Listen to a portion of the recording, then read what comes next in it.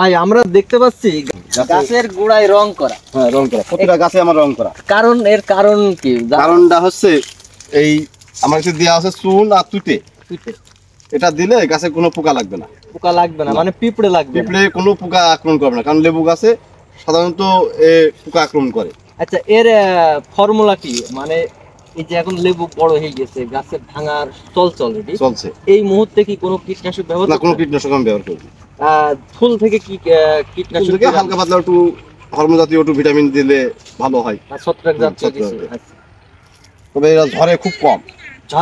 খুব কম, সীমিত একবারে বললে চলে। এর যখন ফুল আসে কেমন পরিমাণ? এক ছড়াই সে দেখ, আপনি তো আপনার হাতে তো রয়েছে, দেখতে পাচ্ছেন যে কিভাবে পরিমাণ ফুল আসে, বা এই যে দেখা যাচ্ছে কি পরিমাণ বেরিয়ে রয়েছে। আচ্ছা, আমি যারা নতুন চাষ করতে চায় এবং নতুন চাহিদার ফল চাষ, শৌখিন চাষ এবং শৌখিন মানুষদের জন্য, শৌখিন মানুষ যারা নিত্য নতুন শৌখিন মানুষ, তাদের মনের মধ্যে এই ফল চাষ জায়গা করে নিয়েছে, যে কোনো ফল চাষ। এখন এই ভিয়েতনামি মাল্টা লেবু যদি নতুন কোনো চাষি চাষ করতে চায়, তাদের উদ্দেশ্যে আপনি কি বলবেন?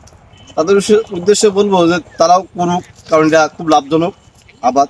কারণ এটা খরচ একবার সীমিত খরচ, ঠিক আছে, একবারে সীমিত খরচ, খরচ নাই বলে চলে, এবং শেষ তো লাগেই না মূলত কথা, মানে ওই সাময়িকভাবে আকাশে বৃষ্টি যেটা হয় ওটাই, ঠিক আছে। আর সারও খরচ খুব কম। আমি বছরে একবার করে দুটো সার দিয়ে দিই, চাষবাস করে ধুয়ে দিই, আর এদের মধ্যে টুকিটাকি করছি, এটাই স্বাভাবিক। আচ্ছা ভাই, এখানে এই লেবু গাছের কস কি কাটতে হয়? হ্যাঁ, কস কাটা লাগে না। লেবু গাছের কস না, যেমন এটা এসছে, এটা আসেনি, এটা আগামীতে দেখবেন যে ভরপুর হয়ে গেছে, তাহলে কস কাটা লাগে না। তাহলে নতুন চাষীদের জন্য আপনি শুভকামনা জানাচ্ছেন যে তারা চাষ করুক এবং সাফল্য অর্জন হোক, এবং যারা বর্তমান সময়ে যারা বেকার, পড়াশোনা শেষ করে এবং এই ধরনের নতুন উদ্যোক্তারা বেশি ফল চাষ করছে, তাই না? এবং তাদের জন্য শুভকামনা জানাচ্ছেন যে তারা চাষ করুক এবং স্বাবলম্বী হোক। দর্শক, আমরা এখানকার যে কমলা লেবু বাগানের যে মালিক চাষি রবি ভাই, সেও নতুন চাষ করেছে।